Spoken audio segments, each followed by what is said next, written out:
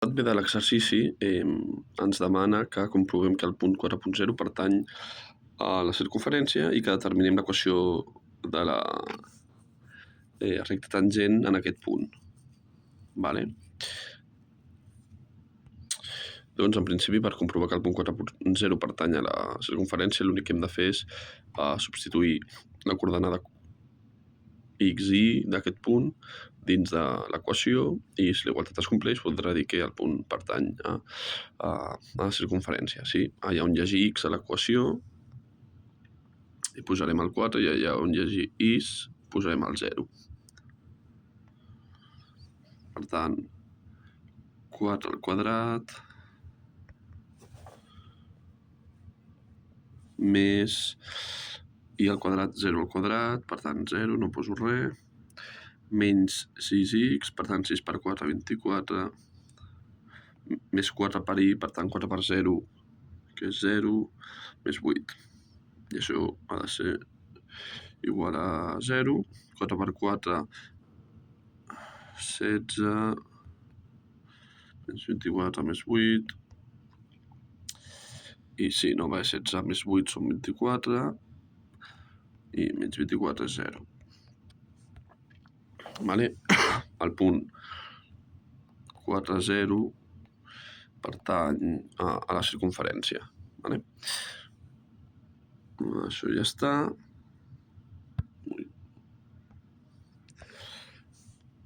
I ara la recta tangent en aquest punt, doncs recordem que una recta sempre té aquesta forma, i igualem a x més n. Vale? M és el pendent, n és l'ordenada de l'origen, el punt de tall amb l'eix d'ordenades d'aquesta recta.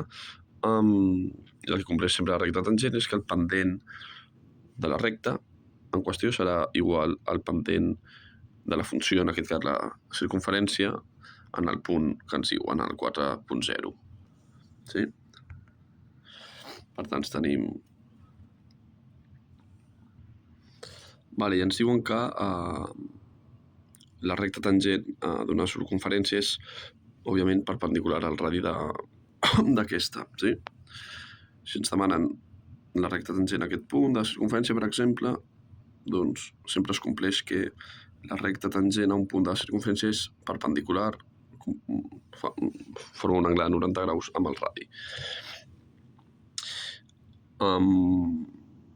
I quin és aquest radi? Doncs el radi,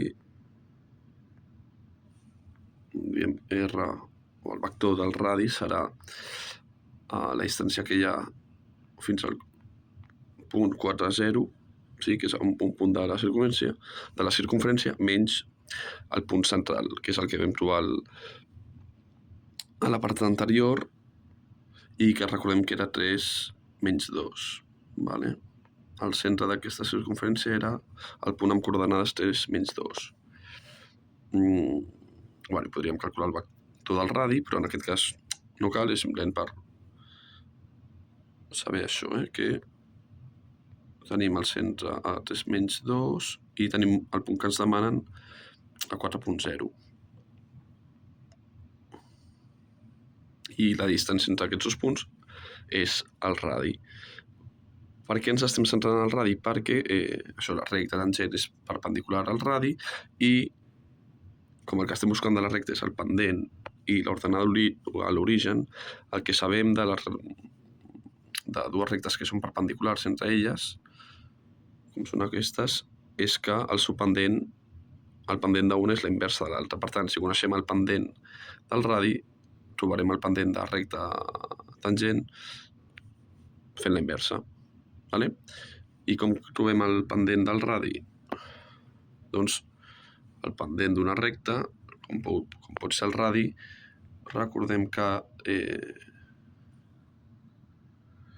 li diré MR. Vale? El pendent del radi, recordem que sempre és la diferència de y entre la diferència de x, que això vol dir la diferència entre les coordenades y de 2 punts i la diferència entre les coordenades x de 2 punts.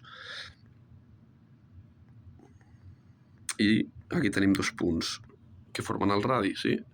El punt un punt de la circunferència i el centre de la circunferència. Per tant, la diferència d'I serà una I menys l'altra, 0 menys 2, sí? I una X menys l'altra, 4 menys 3, sí? Per tant, el pendent del radi és 2 entre 1, que és 2, sí? El pendent del radi és 2 i, per tant, el pendent de la recta tangent al radi, de la recta perpendicular al radi, que és el mateix que la recta tangent en el punt que estem estudiant, el 4.0, doncs el pendent d'aquella recta serà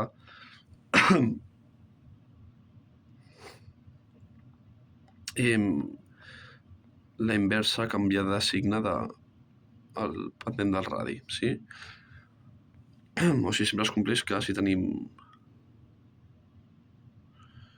una recta R perpendicular a una recta T, vale, per donar-los dos noms a les rectes, doncs el pendent de R sempre compleix la relació de menys 1 entre el pendent de T, vale? I viceversa. El pendent d'una recta perpendicular a una altra sempre la inversa negativa del pendent de l'altra, sí? Doncs aquí el mateix. El pendent de la recta perpendicular que estem buscant, que és aquest pendent, és compleix la relació aquesta amb el pendent del radi, vale? Perquè són dues rectes perpendiculars entre elles. I per tant, doncs això serà menys 1 entre 2. I així trobem el pendent de la recta tangent i, per tant, de moment tenim que la recta tangent que busquem té aquesta forma i ara ens falta trobar l'ordenada de l'origen, que sempre ho fem substituint en aquesta equació un punt que sabem que pertany a la recta, a la coordenada Y, la coordenada X, i llavors aïllem la N i ja està. Quin punt sabem que pertany a la recta tangent? Doncs el punt 4,0, sí, perquè el punt 4,0 és on estem estudiant la recta tangent a la circunferència i, per tant, és un punt que pertany tant a la circunferència com a la recta en qüestió. Així doncs, substituïm el 0 a la Y, el 4 a la X i aïllem la N. Això ens queda 0 igual a menys 2 més N i, per tant, l'ordenada de l'origen és 2 i la recta tangent que ens demanen és menys X mitjos més 2, vale? Recta tangent a la circunferència que passa pel punt 4,0. Vale? I ho hem fet calculant el pendent del radi, perquè sabíem el punt central de la circunferència i el punt d'un extrem de la circunferència, sí, hem calculat el radi i sabent el radi hem pogut, o sabent dos punts d'aquest radi, que forma aquest radi, hem pogut calcular el seu pendent i, com sabem que és perpendicular a la recta que estan buscant, hem aplicat aquesta relació entre els pendents de dues rectes perpendiculars i hem acabat trobant l'equació de la recta tangent. Vale? I fins aquí.